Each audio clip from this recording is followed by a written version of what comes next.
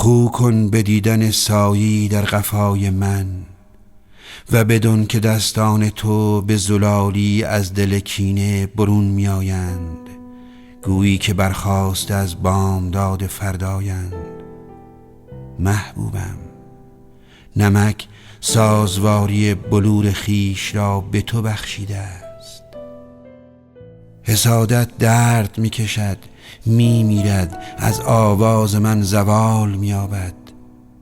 ناخداهای اندوهش یک به یک مرارت می کشند و می میرند. عشق می گویم و جهان از کبوتران سرشار می شود. از هر هجای من بهار می آید. آنگاه تو آنجایی شکوفان، ای قلب من، ای نازنین ترین. فراز چشمانم به سان شاخساران آسمان. آنجایی تو و نگاهت می کنم لمیده‌ای بر خاک. دمیدن غنچه های آفتاب را بر چهره تو می پایم. به بلندان نگاه می دوزم، باز می شناسم صدای گام هایت را.